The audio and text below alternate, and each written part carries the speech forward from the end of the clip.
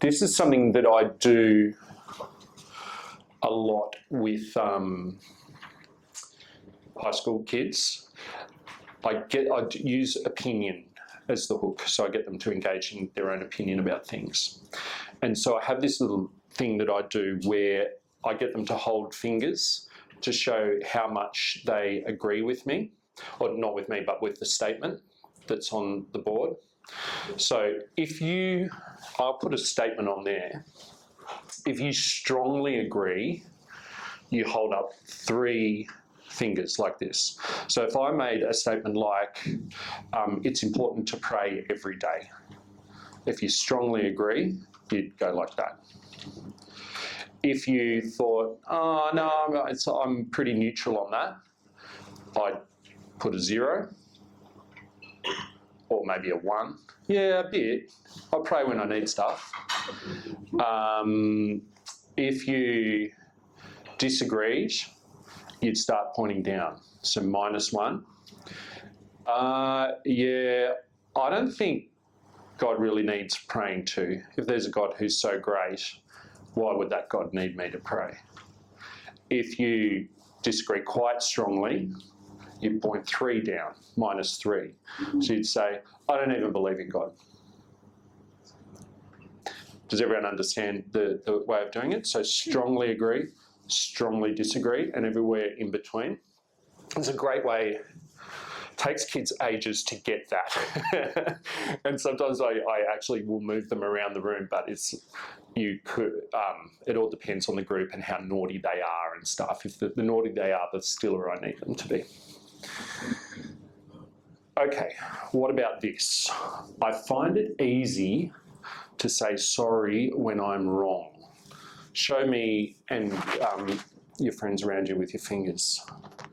Find it easy to say sorry.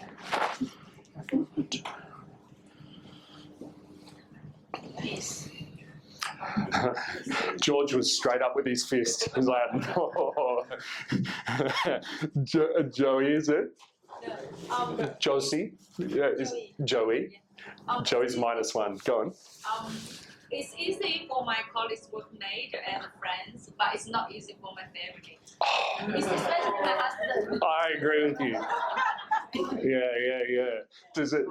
Do you agree with Joey? Yeah. Yeah. It all depends who you've got to apologise to, right? Okay. Show me again, and show let's have a little look around the room and see where I was. I'm probably at 2. I'm pretty quick to apologise. Yeah, I know. If I showed this to my wife, she'd say, "What are you talking about?" Sorry when I'm wrong. I can't even get on the field. Okay, yeah.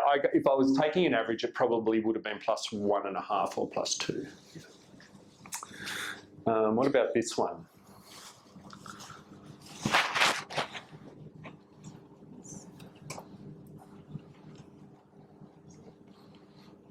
Yeah. Daniel's 2. You were wavering there, brother, weren't you? You're like, I don't know where I am. Philip, +1 for you? Yep. Why? Depends on the circumstances. Well, it depends, right? Yeah. Yeah. I mean, you're still saying, yeah, they should. Yeah. Yeah. Who was strong yes on that one? You were straight up in the middle. I recognise your face. I'm sorry I've forgotten your name. Yes, because we can make errors. Yeah. And then we have to reconcile ourselves. Yeah. We can have another chance to progress in our way. Yes. In the way that God gives us. Because if I make an error, I can have another chance to correct my error. Yes. It's a chance for me. We can all make errors. But for others. Yeah. So you're applying the golden rule there, aren't you? Do unto others as you would have them do to you. Like, I make lots of mistakes. I need second chances. Go on, Sheila. That's right. Sorry. Yeah. Look, You would strongly agree. very, very. Yeah. It's so easy to get something wrong in the spur of a moment, and you shouldn't be stuck with it for life. I'm really not into the whole woke concept. Yeah. Yeah. You wouldn't cancel anyone. Sorry? You wouldn't cancel anyone. No. No. Hmm. No, I would always give them another chance. I had a student who jumped out of the window of the classroom. Yeah. To get out of the class. Because they weren't trying self-harm. You were on the ground floor. I'm just clarifying. So Philip's saying I had a student jump out of the window, not something to try and level 8 of the Paulding Centre. No, it wasn't a bad jump. It would have been still something like 2 metres or more from the ground. But I'm just saying I definitely wouldn't give him another chance. Yeah, that's right. You blew it with me, kid. No, the jump out. Yeah. Practice what you teach. It all depends. What about this one?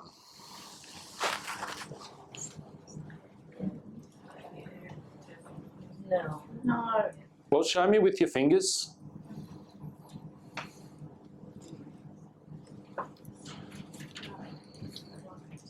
No. -1. Antoinette says it's easier to forgive others than it is to forgive yourself. You think, no. Yeah, good for you. Why? Because of the belief in me that I won't do that sort of thing. Yeah. I wouldn't do it wrong. I wouldn't hurt them. Yeah. It's not on. Antoinette's like, no, I would forgive myself. What else? Show me. What'd you have? Where are you're wavering?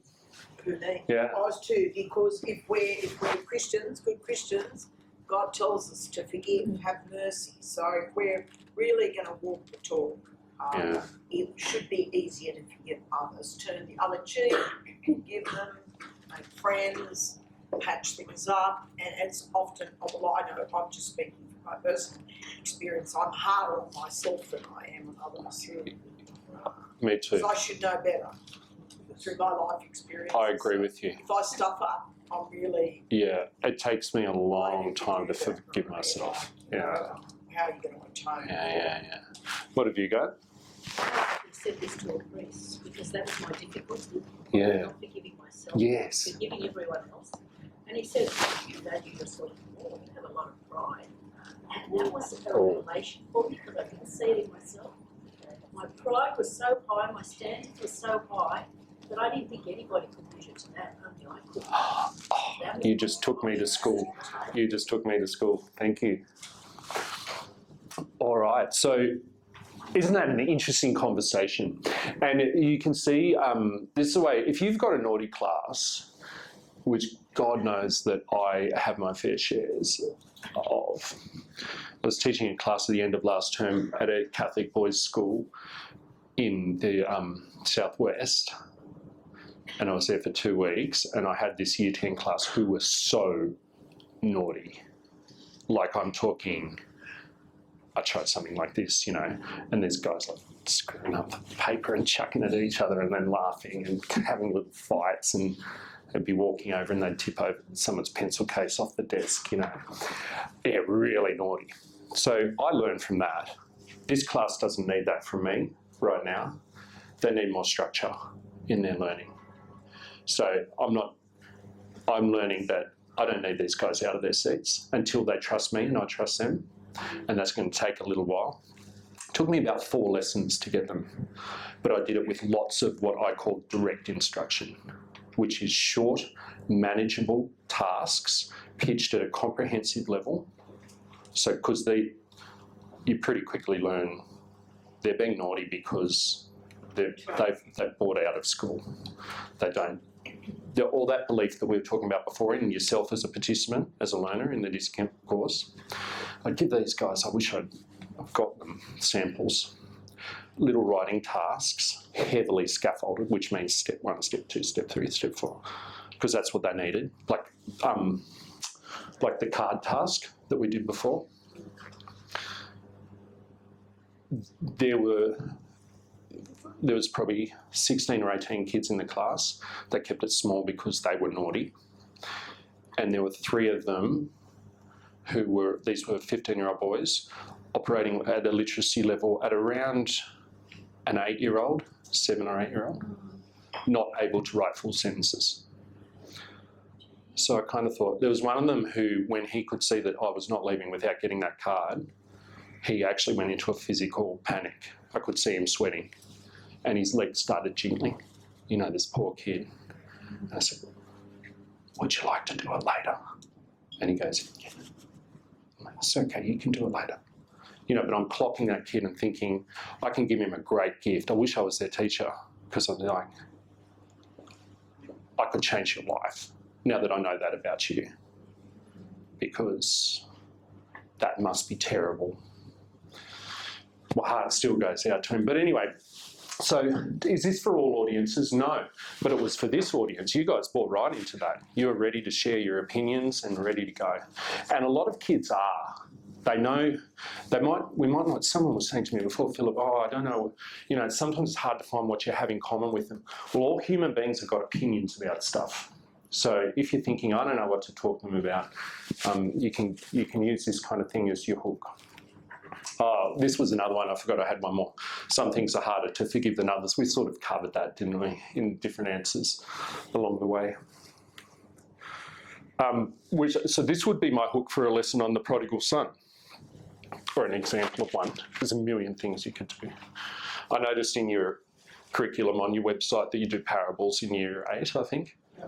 So this would be one of the ones that I would do anyway.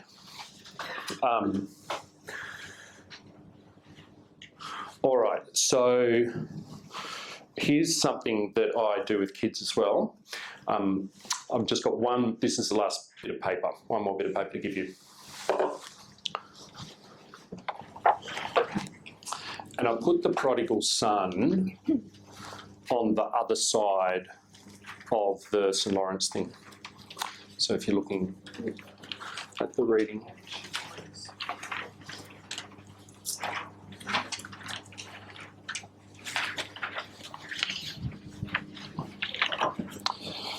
Now, here's what I do. Part of the, that class I was describing for you before, I do a lot of I want them to learn, but I also want them to learn lots of things. I want them to learn earthly things like how to read and write, as well as, all the important stuff. So I do a lot of manageable kind of literacy with them for them to make a product of learning. Here's one thing I do. I get them to fold the paper like that in half. Just like that. As if you're making a card for Mother's Day.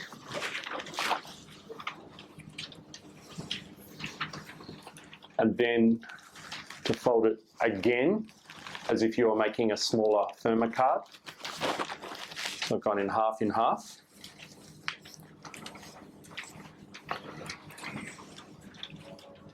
Yeah, exactly. Now see how at one side it's got all the open ends. At the other side, it's got the closed corner. Fold over that closed corner in a little triangle like that.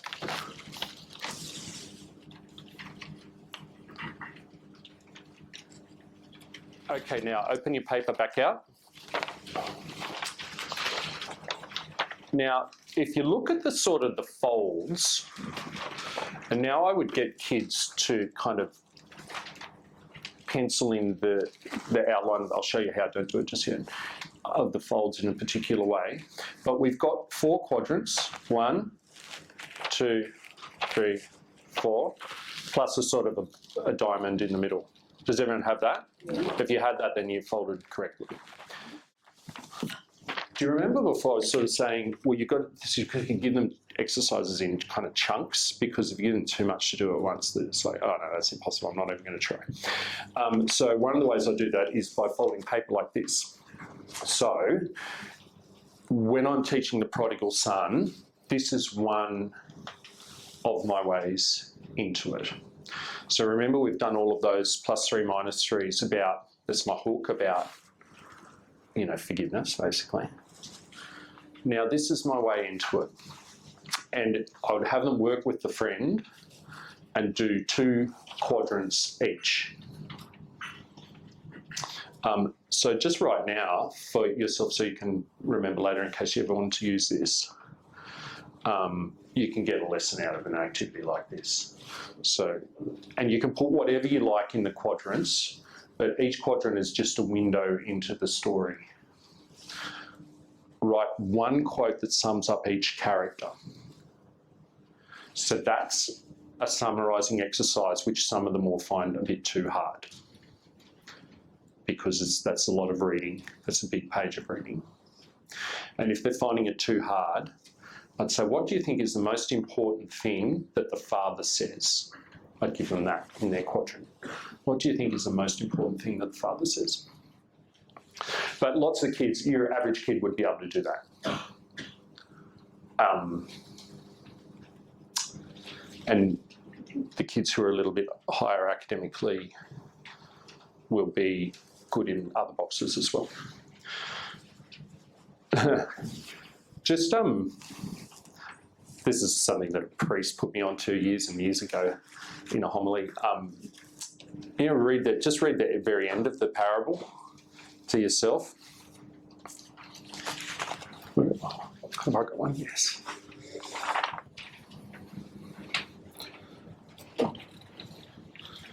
From about 29. But he, the brother, answered his father, "Listen, for all these years I've been working like a slave for you, and I've never disobeyed your command. Yet you've never given me even a young goat so that I might celebrate with my friends. But when this son of yours came back, who has devoured your property with prostitutes, you killed the fatted calf for him." The father said to him, "Son, you are always with me, and all that is mine is yours." But we had to celebrate and rejoice, because the brother of yours was dead and has come to life. He was lost and has been found. What happens next? Isn't that a great question? It's like, does he come inside? What is the brother going to do? I don't know. The kids love talking about that. Yeah, right? I'm the younger brother. My older brother gets all the... Yes. Yeah, you're right. So that's put them down in this space here, you know? And some kids love that way into a story. And this is a kind of getting them to think a little bit about forgiveness here as well. So I think each of the three characters has got some forgiving to do. And they've each got a different sort of challenge there. Anyway, would you please choose two of the quadrants now and just do that, and then we'll just share that with someone near us? Choose two quadrants to do yourself now.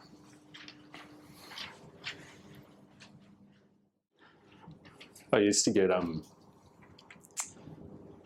one of the things that you do in high school is when you've got more time than you people have, you get kids to dramatise parables. And if the boys love doing this one, they always say, "Oh, sir, can we do the prodigal son?" They love to, the Good Samaritan and prodigal son. They love. There's always 3 or 4 guys in the class who really want to play the pigs. That's a lie. And then the Good Samaritan's the other one. With the right Year 9 boys class, you would think the whole parable was about the bashing of the Samaritan. They can get a good 2 or 3 minutes of drama out of that. You know, he doesn't just kind of get clobbered over the head. He goes through his whole little action movie there when he's being robbed. Not the Samaritan, the man who was travelling on the road. Okay, so what did anyone do the quotes? So what was it? What were your quotes? You are always with me. You are always with me. Nice. Yeah. Who said that? That's the father. The father says that, doesn't he? Yeah. Beautiful. Did you have other quotes for the other characters? I didn't, but that is really the father who, I think, symbolises Christ. Yeah, the father symbolising God, right? That's what we want the kids to take away. It's like, I know if you turn to God with a repentant heart, you will be forgiven. Can't blow it with God. As hard as we find forgiveness, that's a humanly thing. Yeah.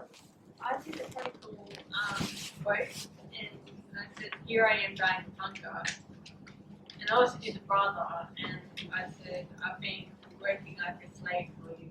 I've been working like a slave for you. Yeah, I could get a Lexio out of both of those. Interesting.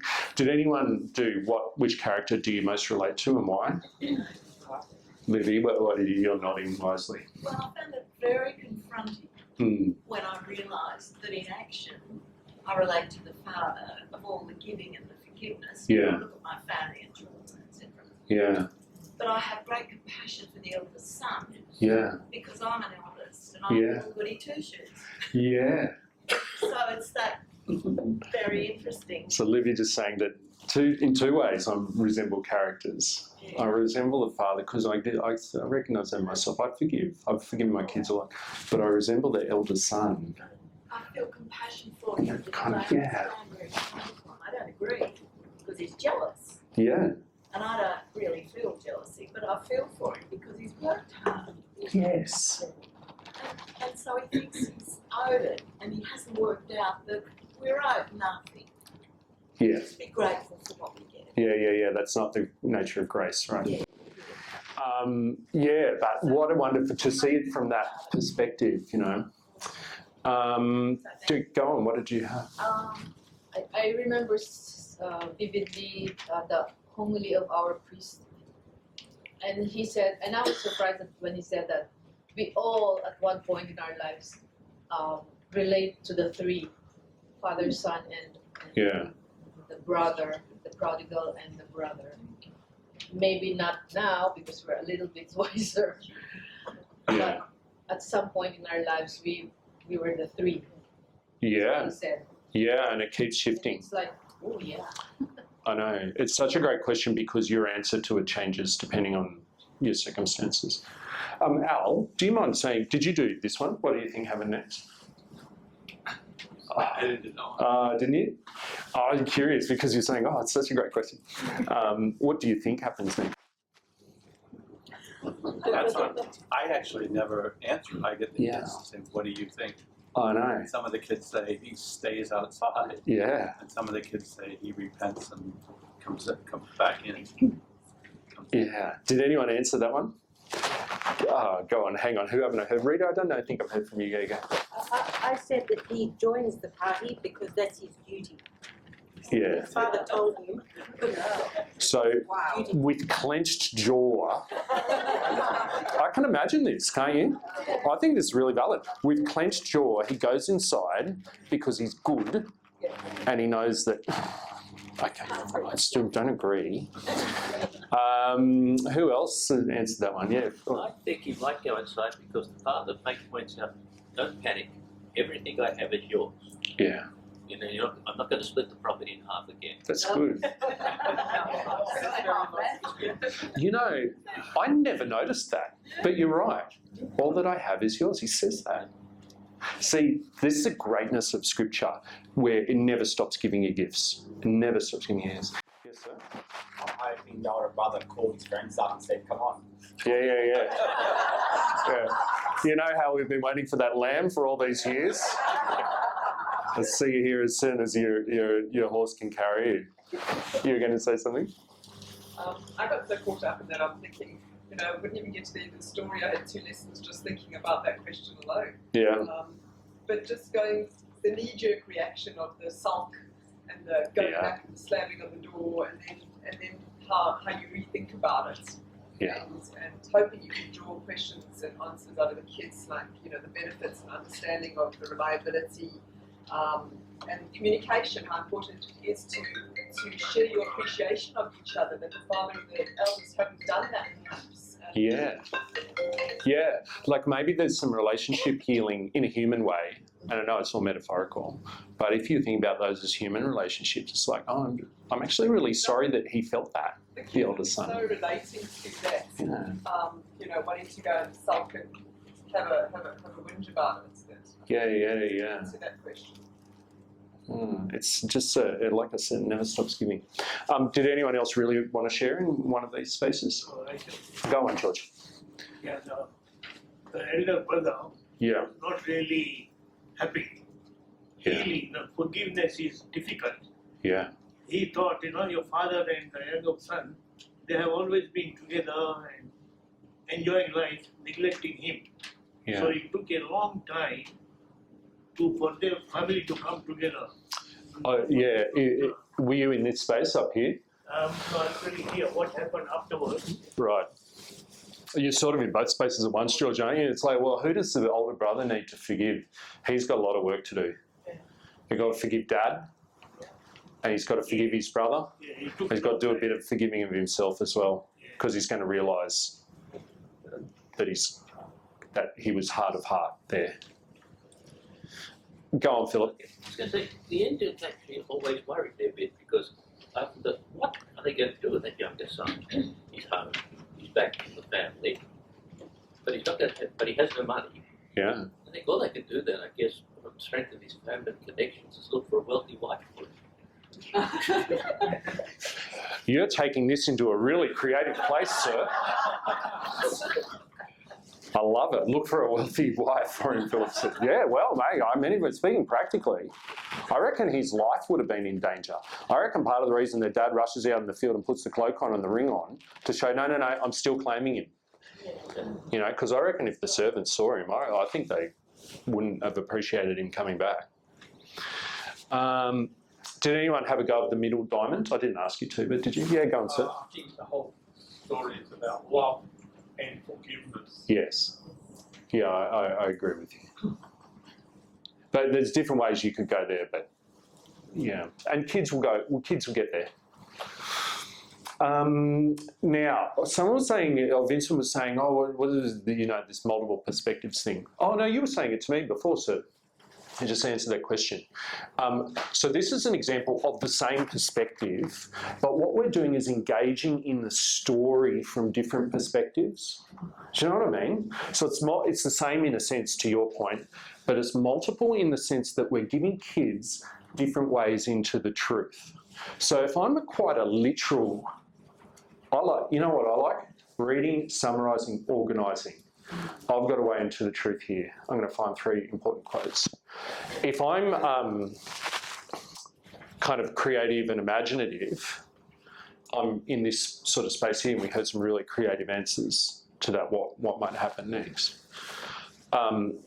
If I'm a sort of a reflective, did you get the idea of the perspectives? Just giving them a few different ways. Even the opinion continuum that we did at the start is another perspective onto this idea of forgiveness.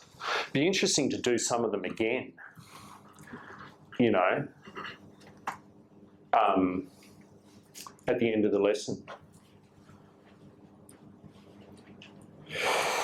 Okay, now sometimes if you've got a really smart kid in there who's just, you know, operating at a different kind of level to everyone else, you can give them something like this.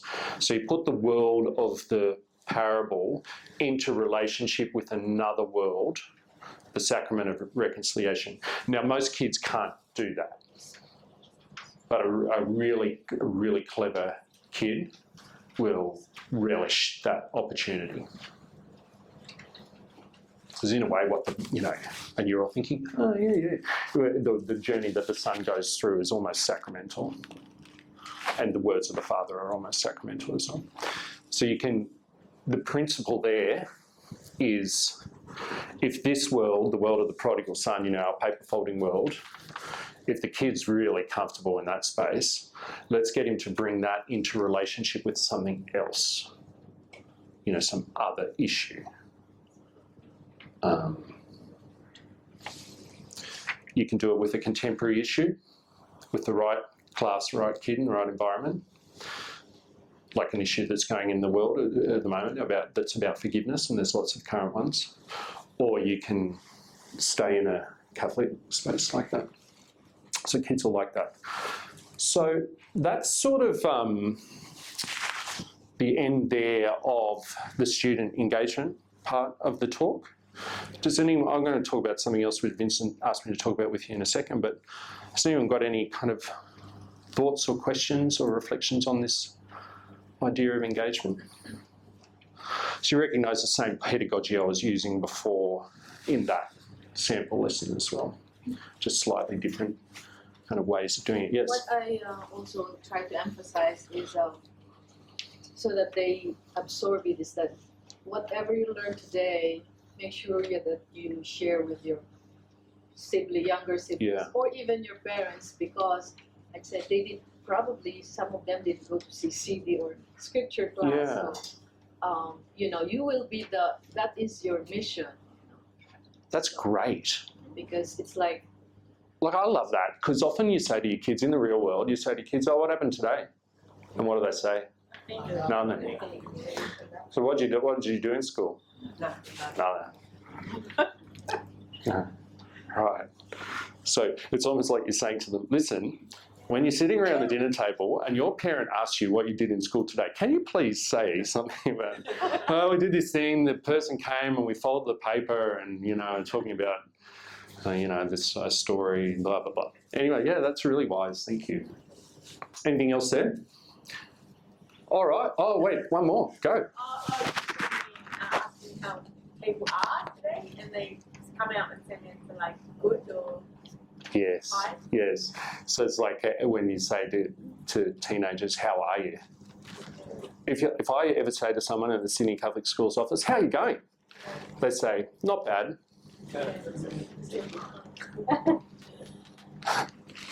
My friends at Sydney Catholic Schools, hello, improve that answer. I was at a school yesterday in Cronulla, which is called De La Salle Cronulla currently, but it's undergoing a sort of rebranding. It's going to be called St. Aloysius.